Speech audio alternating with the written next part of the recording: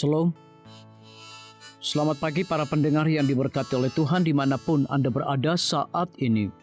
Kita akan sama-sama mendengarkan firman Tuhan melalui audio renungan pagi pada tanggal 13 Januari 2026 dengan judul Pekabaran yang Kuat dalam Kemasan Biasa.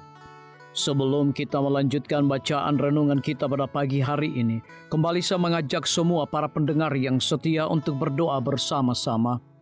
Bapa kami yang bersemayam di dalam takhta kerajaan sorga, terpujilah nama-Mu ya Tuhan pada pagi hari ini.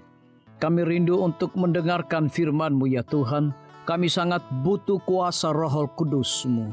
Terima kasih Tuhan Yesus.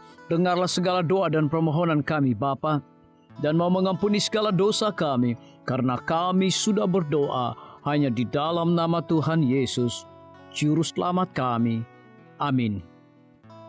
Ayat inti kita terambil di dalam 1 Raja-Raja 19 ayat yang ke-11 hingga ayat 12, demikian firman Tuhan. Lalu firman-Nya keluarlah dan berdiri di atas gunung itu di hadapan Tuhan. Maka Tuhan lalu, angin besar dan kuat yang membela gunung-gunung dan memecahkan bukit-bukit batu, mendahului Tuhan. Tetapi tidak ada Tuhan dalam angin itu. Dan sesudah angin itu datanglah gempa. Tetapi tidak ada Tuhan dalam gempa itu. Dan sesudah gempa itu datanglah api. Tetapi tidak ada Tuhan dalam api itu. Dan sesudah api itu datanglah bunyi angin sepoi-sepoi biasa. Mari kita ikuti penjelasannya. Seringkali Tuhan menggunakan hal-hal yang biasa dalam hidup kita. Dan itu baik, karena kebanyakan kita adalah orang biasa. Begitu pula dengan William Miller. Pengalaman Timothy Cole, pendeta Jemaat Christian Connection di Lowell, Massachusetts, menggambarkan fakta itu. Setelah mendengar tentang keberhasilan Miller yang luar biasa sebagai seorang penginjil pada akhir tahun 1830-an, Cole mengundangnya untuk mengadakan serangkaian pertemuan di gerejanya. Dia pergi untuk menyambut penginjil yang sukses itu di stasiun kereta api dengan harapan menemui seorang pria berpakaian modis yang penampilannya sesuai dengan reputasinya. Cole memperhatikan dengan seksama ketika para penumpang turun di kereta, tetapi tidak melihat seorang pun yang sesuai dengan gambaran dalam pikirannya. Akhirnya seorang pria tua yang sederhana dengan kaki gemetar karena tanda-tanda kelumpuhan turun dari gerbong penumpang, yang membuat Cole kecewa.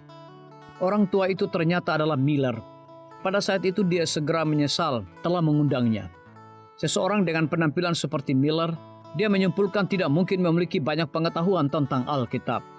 Karena malu, Cole menuntun Miller masuk melalui pintu belakang gerejanya, dan setelah mengarahkannya ke mimbar, ia duduk di antara para jemaat. Miller merasa sedikit diperlakukan tidak baik, tetapi tetap melanjutkan penyampaian pekabarannya. Ternyata, jika Cole tidak terkesan dengan penampilan Miller, reaksinya Cole terhadap khotbahnya justru sebaliknya. Setelah mendengar selama 15 menit, ia bangkit dari antara jemaat dan maju serta duduk di mimbar di belakang Miller. Miller berceramah setiap hari selama seminggu dan kembali lagi bulan berikutnya untuk seri kedua. Kebangkitan rohani itu sukses, bahkan Cole pun beralih mengikuti pandangan Miller. Kenyataannya adalah bahwa Tuhan dapat melakukan hal-hal yang luar biasa dengan orang-orang biasa. Jurnal Mind Wesleyan mencirikan Miller sebagai petani biasa, tetapi menyampaikan bahwa ia berhasil menarik perhatian pendengarnya selama 1,5 hingga 2 jam. Bukan orangnya, tetapi pekabarannya. Pekabaran Miller tulus, logis, dan alkitabiah. Dan ia juga menyelipkan humor ringan. Pada suatu kesempatan ketika dikritik karena keyakinannya, ia mengatakan kepada para pendengarnya, mereka telah mengatakan bahwa saya gila dan telah berada di rumah sakit jiwa selama 7 tahun. Jika mereka mengatakan bahwa dunia ini gila selama 57 tahun, saya akan mengaku bersalah atas tuduhan itu. Orang biasa dengan pekabaran yang berpengaruh, Tuhan menggunakan dia. Dia juga dapat menggunakan Anda jika Anda mengizinkannya. Biarlah bacaan renungan kita saat ini akan menjadi berkat bagi kita semua. Kembali saya mengajak semua para pendengar yang setia untuk berdoa bersama-sama. Bapa kami yang bersemayam di dalam takhta kerajaan sorga, terima kasih Tuhan Yesus Oleh karena firman-Mu pada pagi hari ini memberikan berkat dan kekuatan rohani bagi masing-masing kami.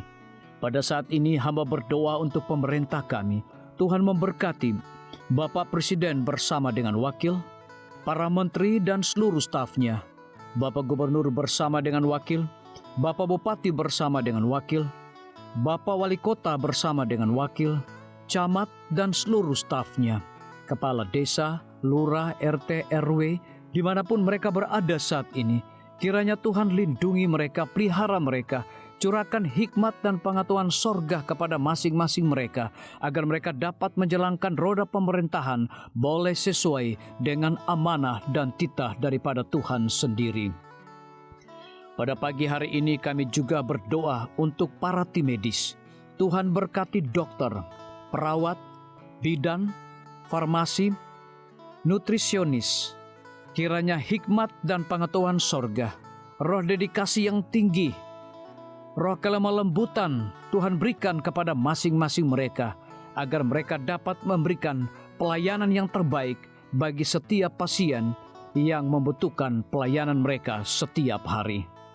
Kami juga berdoa untuk guru-guru, kepala sekolah, siswa, mahasiswa, bahkan dosen di setiap lembaga pendidikan. Kiranya hikmat dan pengetahuan sorga Tuhan berikan kepada masing-masing mereka, agar mereka dapat mendidik setiap anak-anak untuk memiliki karakter Yesus Kristus. Hamba juga berdoa untuk TNI, Polri, PNS, wira swasta, petani, nelayan, ojek online dimanapun mereka berada. Kiranya berkat dan sukacita sorga Tuhan juga berikan kepada masing-masing mereka, agar mereka juga menjadi saluran berkat bagi sesama manusia. Para pendengar yang setia yang berulang tahun saat ini dimanapun mereka berada, biarlah dengan bertambahnya usia, mereka semakin hidup bersyukur dan berterima kasih kepada Tuhan setiap saat. Yang berada di dalam kebimbangan, ketidakpastian hidup, Tuhan berikan iman yang teguh dan pengharapan, agar mereka tetap percaya akan janji Tuhan setiap hari. Terima kasih Tuhan Yesus, dengarlah segala doa dan permohonan kami Bapa, dan mau mengampuni segala dosa kami, karena kami sudah berdoa hanya di dalam nama Tuhan Yesus, Juru Selamat kami. Amin. Demikian firman Tuhan yang telah kita dengarkan. Semoga hari ini menjadi berkat bagi kita semua. Sampai jumpa, Tuhan memberkati.